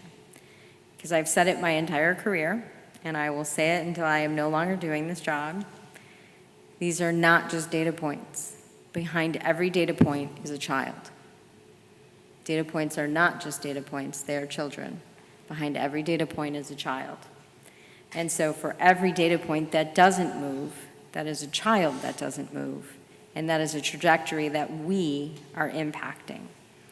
And so as I stood before the principals today, I said, we have two choices. We can either go like this, and we could say, oh, it was that classroom, or it was that teacher, or it was that grade level. Or we could say, what did we do? Or what did we not do? And what do we have to do differently? And so I think that, again, as we go throughout this season and as scores continue to come out, we have to continue as a system to not only own the learning curve that we will see in the data, but also continue to have conversation as leaders and model what that conversation looks like not only now, but moving forward and moving into next year. Thank you, Dr. Sorensen. Again, as we look at the results, we want to come back to a few key concepts. One is we have to accelerate growth to actually improve achievement. You've seen this slide a lot. We know that it's my favorite sort of concept in slide here as we look at the data. We want to be on that upward growth curve. I want our students to grow more than anywhere else in the country so that we can get better overall at their outcomes. If we maintain their growth and they just meet what they're expected to do, they're still growing and learning more, but their relative place in achievement doesn't change. That's this flat line. And then what we're going to see in many of the contexts tonight is this downward slope. Again, students still grew and learned more. Back to that first grade example, I made progress from listening to that short passage to being able to read that longer one. I didn't get all the way there though, and that's part of what's going to show up. The other thing quickly, and I appreciate Mr. Duque put this together to help visualize this, as we look at our early grades map data, it's not aligned to STAR measures. So we're not talking about approaches, meets, and masters here in the way that we get the results on STAR for third grade and up. We're really looking at how we situate our achievement and growth compared to everyone else in the nation who took this assessment. So these percentiles really are what we're focused on, and we set our GPMs to say we want to be at or above the 50th percentile. Another way to say that is we want to be at or above the nationwide average in the results. So here we go. Starting with first and second grade, we have split this out intentionally to show English versus Spanish results. So English in blue, Spanish in red. We're looking at beginning to middle to end of year trends here. First grade on the left, second grade on the right. And let's take first grade quickly as an example. So look at that blue English line. We sat here in February and gave our middle of year presentation and said, hey, we went down from the beginning of the year. Part of what we said to you and part of what we'll continue to say is that's not totally unexpected from beginning to middle of year, but what we should ultimately see is enough growth and improvement by the end of the year that we got better overall. That's not our story yet in this data. What we did say, though, when we talked about that in the middle of the year is we're going to make that foundational literacy change in kinder, first, and second. Look what happened at the English data from middle to end of year. It stabilized. We didn't lose any more ground in that space. We didn't always gain, but we at least kept our achievement where we were. So those students were growing enough to stay where we were overall. We didn't make those similar shifts in Spanish to the point that we made multiple times about changing the way we approach instruction.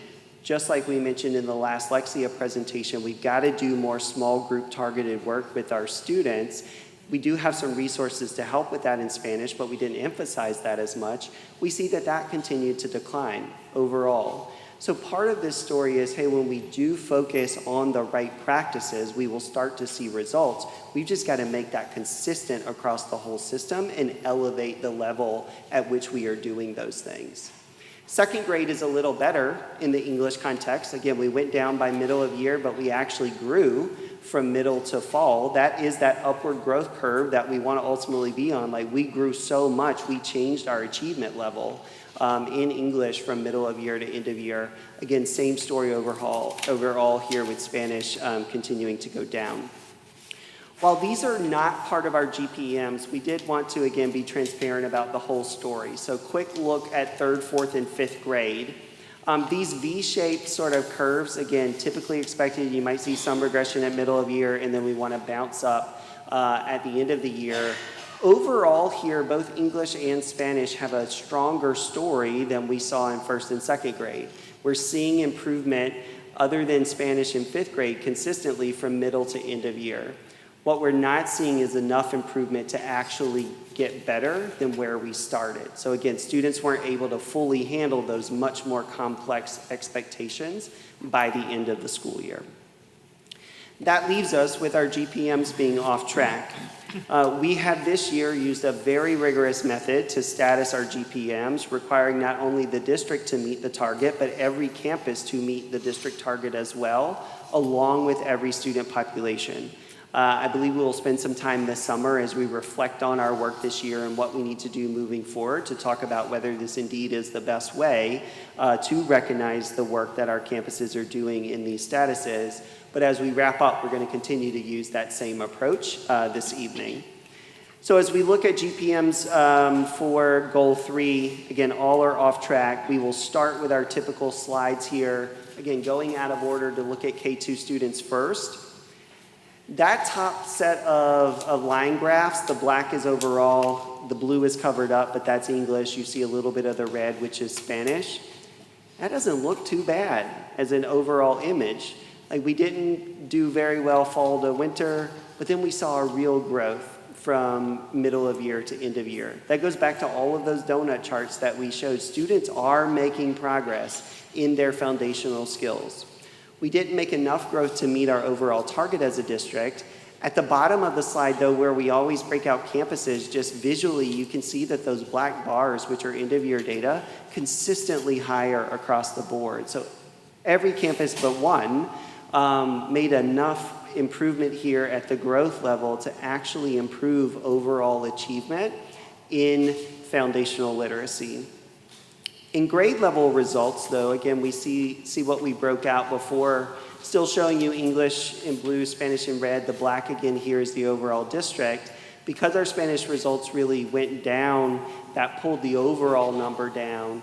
You can see that there's a greater mix here at the campus level, where most of those black bars actually are lower than where we were at middle of year, or certainly where we were at the beginning of the year. And then second grade is a similar story here. Not as severe drop off as we saw in first grade overall, but still lots of room for growth and improvement. Now we're going to shift up into the middle school space as we wrap up. Again, these also officially off track. The one thing I would call out here is we're moving from that percentile comparison to the nation's results to star equivalencies of did our students get the score they need to be equivalent to meets or higher on the star result. Overall, these are better results than we saw at the early elementary levels in terms of the variation over time. They are still not where we need to be to reach our targets and to serve our students well. Sixth grade, you see that we went down from 40 at the beginning of the year to 37.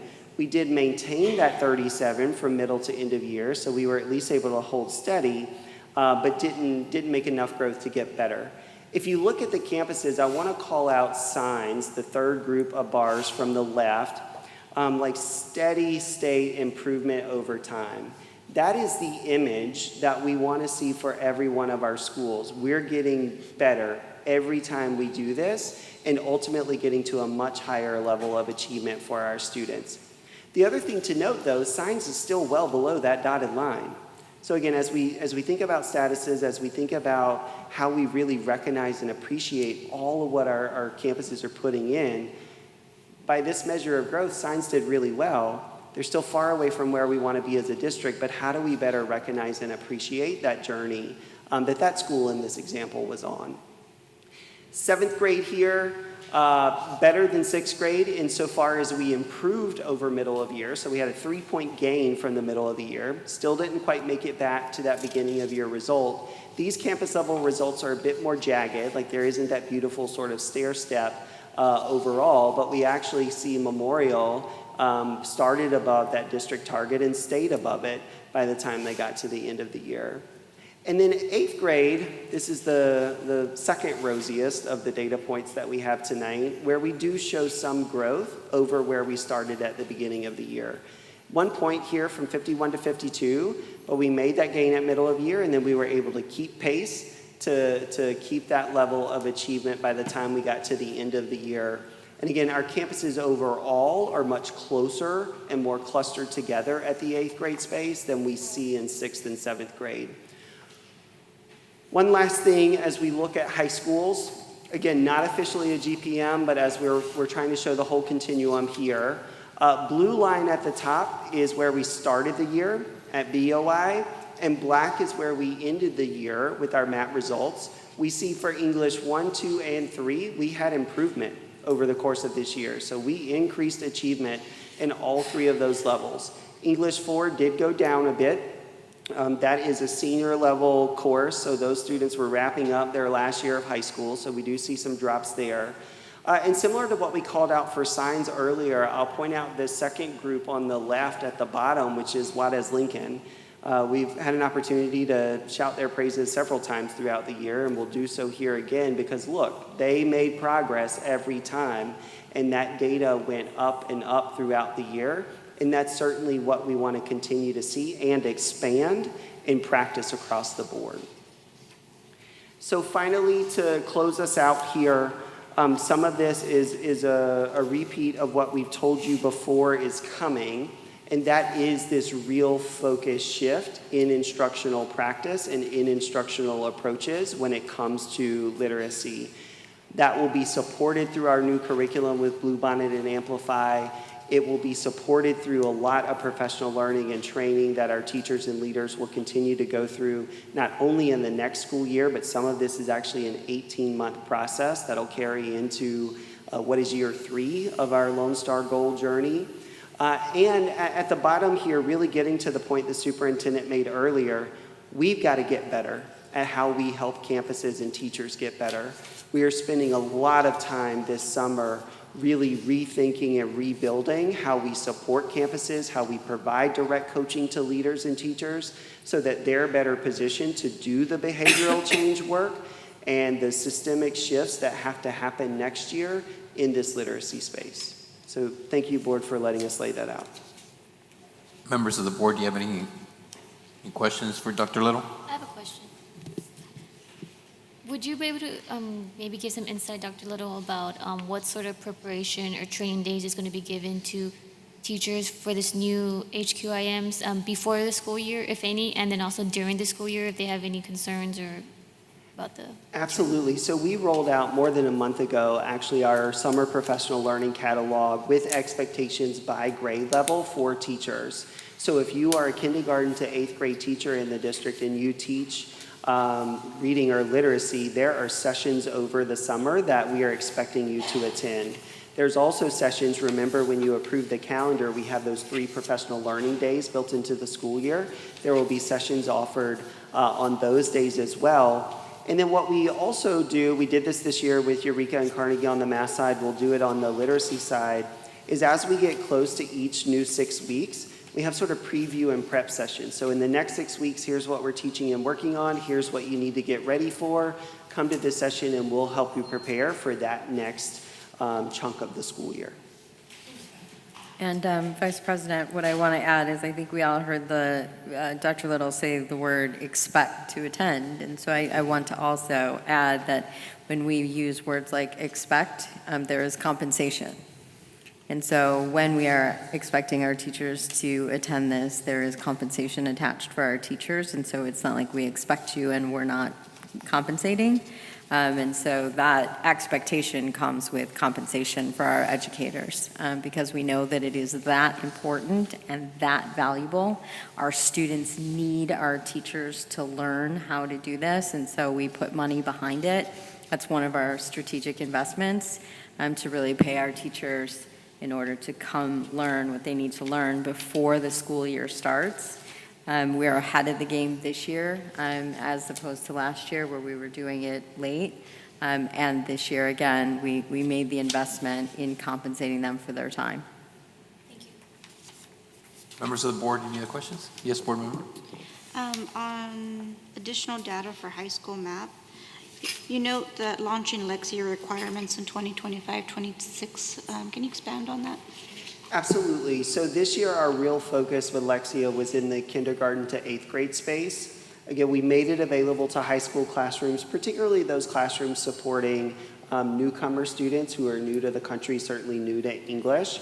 We did not have firm expectations for usage of Lexia, though. And so this ties back to our conversation a couple weeks ago where we will have firm expectations in our high school classrooms for how they're using this supplemental resource. And as we talked about last time, overall as a system going from basic, hey, did you use it, to are you using it well, and are we seeing impact for students?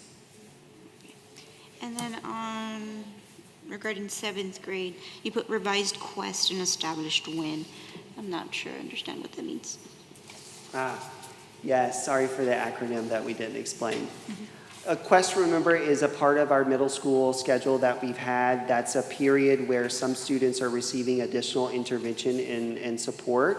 WIN is something that we work very closely with our middle school principals on really throughout the spring semester to think about how do we provide more support overall at the middle school level. Our middle schools have a long way to go in what they are doing, like not just in literacy, but just period. Middle schools historically are tough for districts. We also face that, like we got a lot of work to do. And so WIN stands for what I need. It's just a cute little acronym. But that is a new period that we added in the day. So it's not taking away from anything else. Like we inserted it in our day. So every student has an opportunity to receive additional intervention and support through MTSS next year. And I want to add, and I'm looking at Veronica on this, it also ensures, and I will actually look at Vice President on this, it also ensures that they are not pulled out of their electives, so it is built into their day, so that all kids get that, so that there's no, like, they have to be pulled out of music or art or anything in order to get that support. It is this additional period that is untouchable, so that then their electives become untouchable. I have another question. For second grade, great, we had more than 20 points, but is it typical to see, double digits? What should we be seeing? Are you on this slide? Board Member am. Joya? They don't No. coincide with the screen.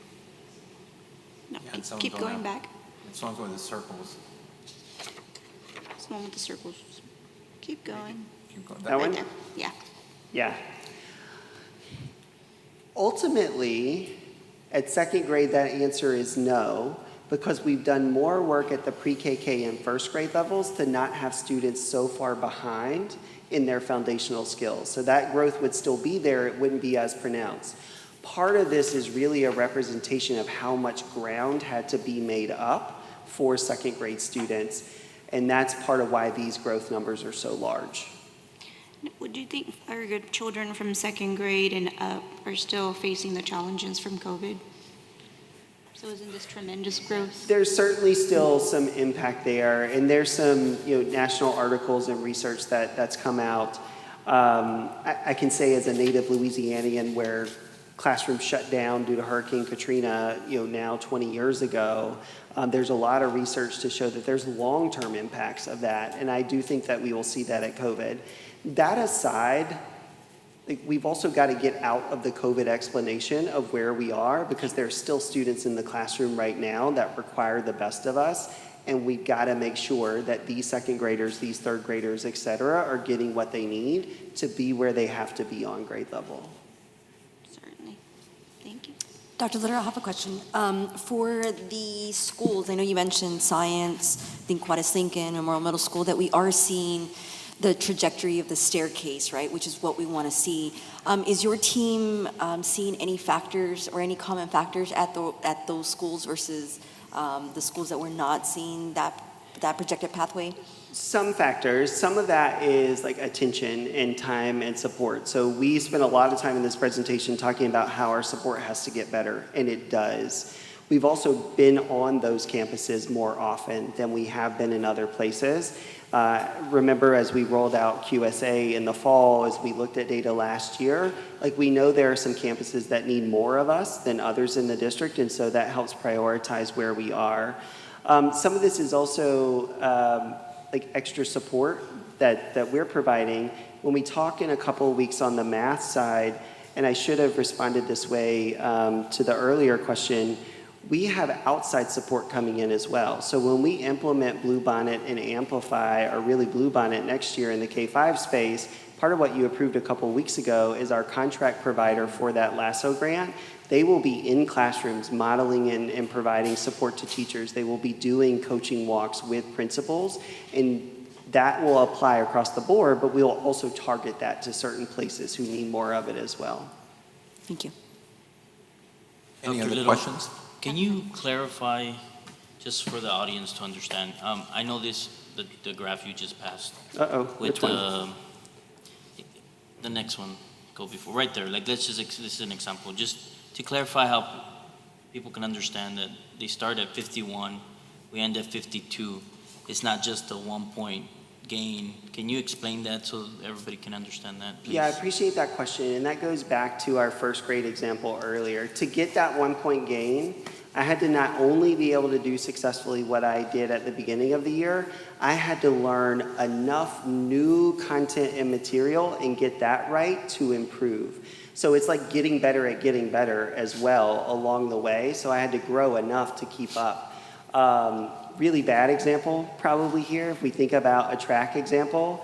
If I had to run a mile in 6 minutes at the beginning of the year and that met my standard, but now I've got to run 1.2 miles in 5.5 minutes at the end of the year, that's, again, maybe a bad example. Our runner on the board appreciates that. But I I did that one for you. It's very hard. I not only have to do the initial expectation, I have to do a much harder expectation to be able to show that growth. Talking about the first grade and the growth, we saw how the numbers on the top with the road diagram that you showed us, how it's increasing, and you said we can't go back, like we can't go back to the lower levels, but we can keep increasing to the point. I'm kind of thinking of those 3 arrows where you showed we can't go down, but we can go up, and then we can go up as much as the student is comprehending. To what extent? How is that working? Yeah, and I would think about this at the individual student level. I think in the first time we talked about MAP, I tried to explain we're always trying to keep that student at the edge of discomfort. There's an official term for that we call the zone of proximal development, but like I'm at the boundary of what I know and what I need to learn. And what we're constantly working to do is to keep pushing that boundary to further and further places. There is an expectation in MAP on how far that boundary can move in a year. That's that flat growth line of you met your growth target. What we have to do is push further than that because we also have further to go to catch up to where we need to be. And that's the AI implemented into the assessment tool that That's we're using. right. It's adapting those questions to where I am and what I'm getting right, but that then gives the teacher the important information to know, okay, here's where Derek is, here's the work I have to do with him so that we see that increased growth by the time we take the assessment again. Again, to the superintendent's point, like a student is really behind all of these data points. What's also behind all of these data points are actions that have to happen as a result in the classroom. Thank you.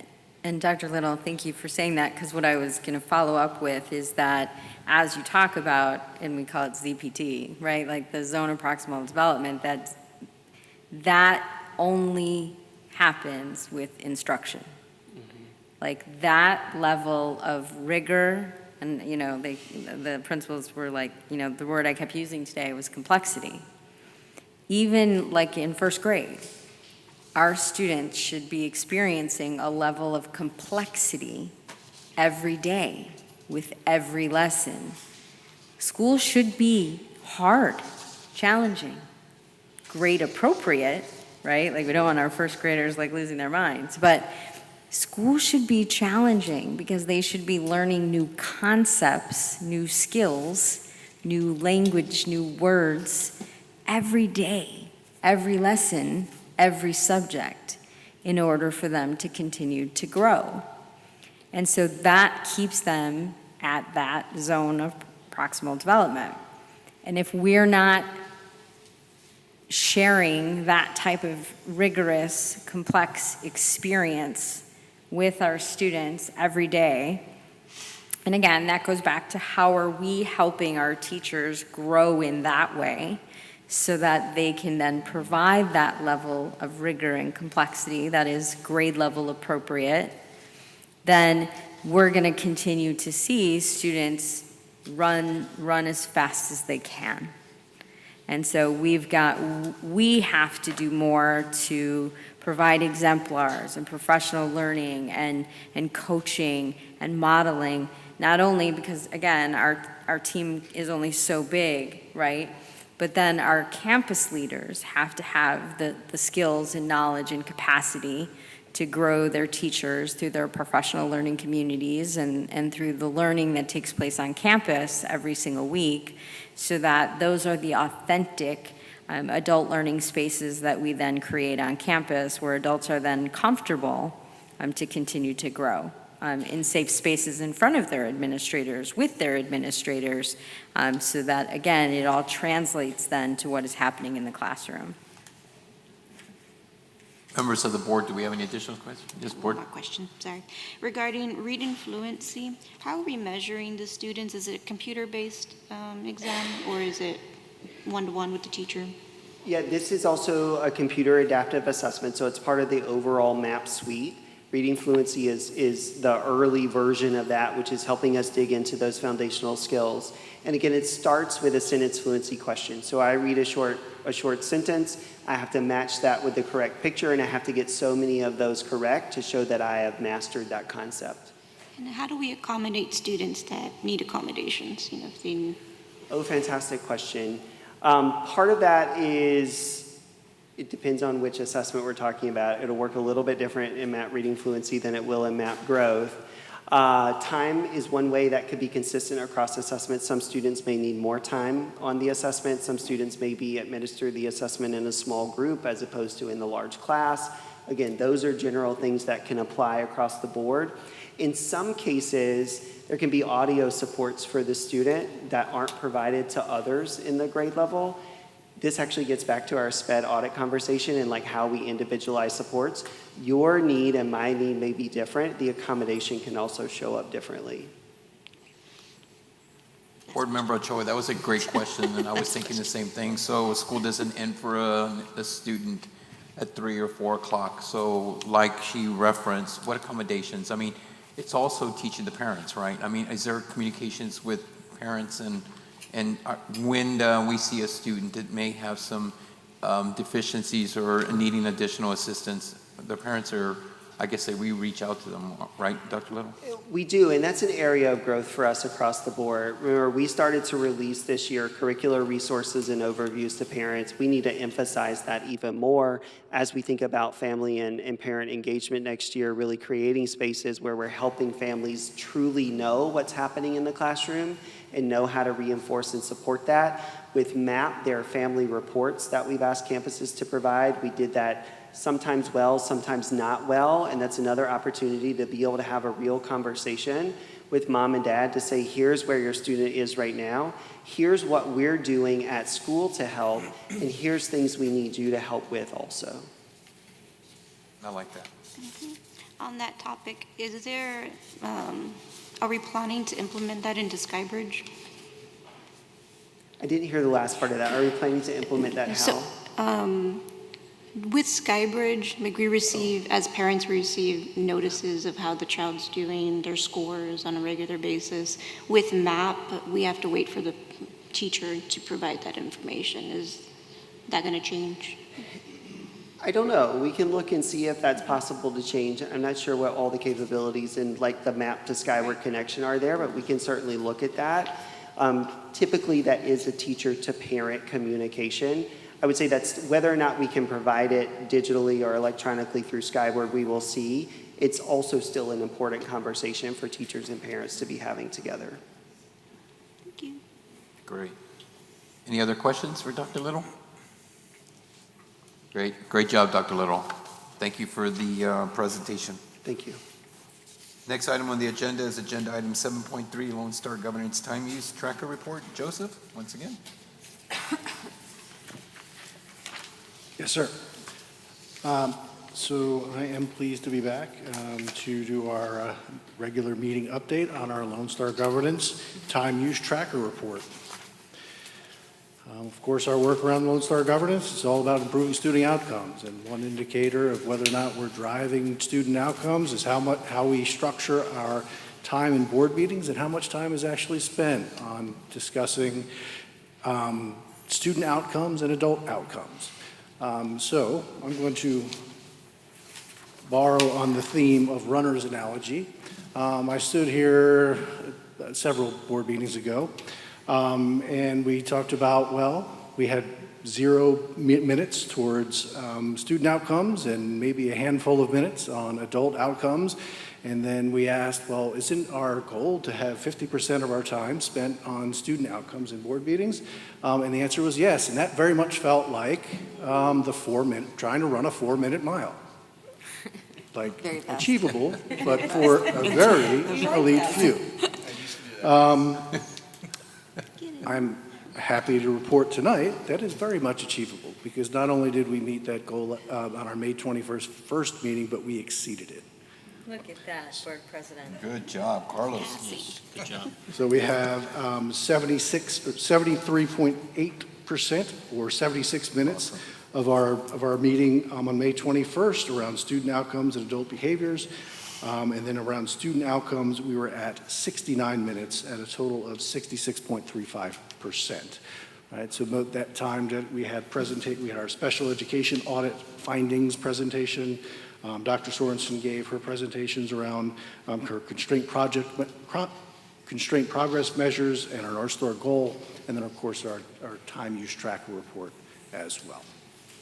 So with that, I'm happy to take any questions. Great report. Wouldn't you guys agree? Please have Diana, better what would you think? Do you have any comments? Okay, good. That's good to hear. Joseph, thank you very much. Great news. Thank you. All right, ladies and gentlemen, next item on the agenda is our consent agenda. Do I have a motion? I move to approve the consent agenda. Do I have a second? I'll second the motion. All in favor signify by saying aye. Aye. All opposed, motion carries.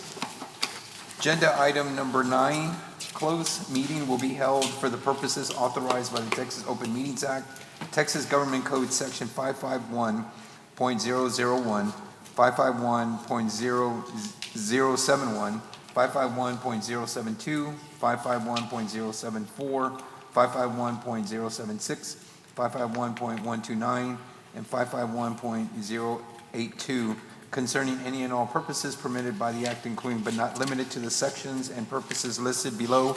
Ladies and gentlemen, it is 8:02 p.m.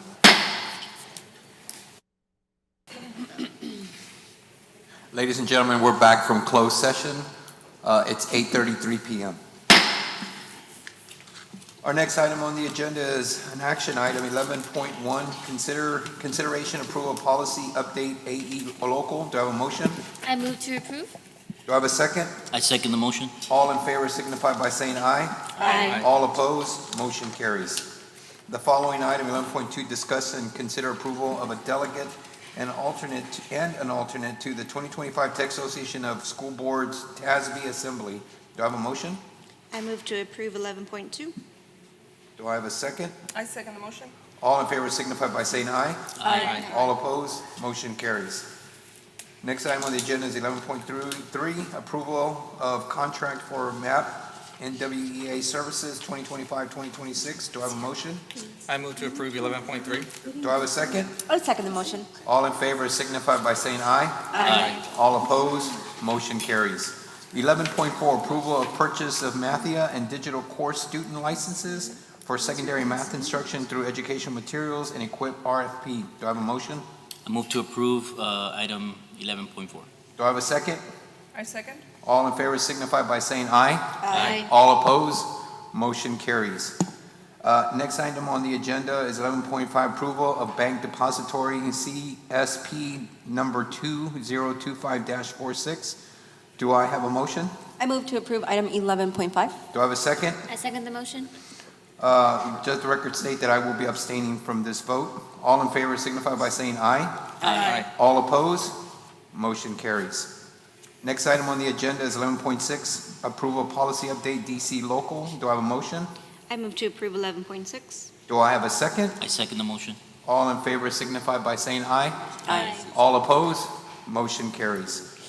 Next item is 11.7, approval of purchasing and acquisition policies, local update 124. Do I have a motion? I move to approve 11.7. Do I have a second? I second. All in favor signify by saying aye. Aye. All opposed, motion carries. Next item is 11.8, approval of policy update 125. Do I have a motion? I move to approve item 11.8. Do I have a second? I second the motion. All in favor signify by saying aye. Aye. All opposed, motion carries. Next item is 11.9, approval of Region 1 Education Service Center Personnel Service. Do I have a motion? Move to approve item 11.9. Do I have a second? I second. All in favor signify by saying aye. Aye. All opposed, motion carries. Next item is 11.10, consider and take possible action to non-renewal Chapter 21 term contract employees who did not request a hearing regarding the proposed non-renewal of their contracts by the deadline pursuant to Chapter 21 of the Texas Educational Code. Do I have a motion? I move to approve 11.10. Do I have a second? I second. All in favor signify by saying aye. Aye. All opposed, motion carries. Next item is 11.11, consider and take possible action to propose the termination of Chapter 21 term contract employee and authorize the superintendent to send notice of proposed termination to employee. Do I have a motion? I move to approve item 11.11. Do I have a second? I second the motion. All in favor signify by saying aye. Aye. All opposed, motion carries. Ladies and gentlemen, next item on the agenda is our calendar. June 2024 is Central Administration working hours, Monday through Thursday from 7 a.m. to 6 p.m., Fridays off. Next item on the calendar is June 18, 2025 is a regular called board meeting. Item 13, school board members, superintendent remarks. Does anyone have anything to say before we adjourn for tonight? I want to add for the TIA and the competitive compensation plan that we worked on, just that not all the school districts are part of the TIA program, right? So, have that in mind for the teachers who, we want the best teachers here. So of course, if you're going to be qualifying for TIA, it makes you one of the best teachers. So just to put that in mind, getting almost to 100,000 compensation, not every district in the Valley has that, so just for the teachers. Thank you very much, Dr. Hernandez. Very true. Again, I want to take this opportunity, Marjette. I want to thank you, Dr. Little, Joseph, and Ms. Miller. I mean, your excitement is infectious. I can tell you we leave here motivated. But I also want to congratulate those that have put all the work in. We know it wasn't just, as I mentioned earlier, 20, 40 hours that we spent doing this. You guys spent hundreds of hours working on the presentations that you presented today. And so I hope that, I look forward to the 18th, to our next board meeting so that we can hopefully take action on that particular agenda item. But until then, I'm very excited for all the things that you have done. And we're very grateful to you and your staff for all the hard work you've put into not only preparation, but what you're doing for our school district. Marcy, do you have anything you'd like to add? I would be remiss if I didn't take a step back for a second and really thank everybody publicly who worked on graduation. I haven't really had the opportunity yet to just kind of take a step back and, throwing a graduation, I mean, that's like a huge party. It's an all-day celebration, and so really want to thank Blanca and her team and everybody else who really gets that done and done so well. I know that our students and our families really appreciate it. It is a day-long celebration, and so Mari, Elda, everybody who really pitches in and, makes it a really special day. Chief and your staff really pitching in, David. It really does take a team to pull something like that off, and so thank you so much. It is days of just, making the space as beautiful and wonderful, but months of planning, kind of similar to what you're saying. It's not, it looks beautiful on the day, but that is months of work, and so thank you for that work. But now that we're kind of, in that last summer month before we close down, really just want to thank everyone for the work that they're putting in on ADSE. Our summer programs are really thriving. I know that, there's a few of you sitting up here that have kids in our summer programs, and it was really great to hear from you guys the experience that your students are having in our summer programs. And so, they're learning, and it feels different this summer, and learning is actually more hands-on and more exciting, and our kids are really getting to learn STEM and STEAM and in reading and math and in different ways. And so we're very excited to be able to bring that type of programming.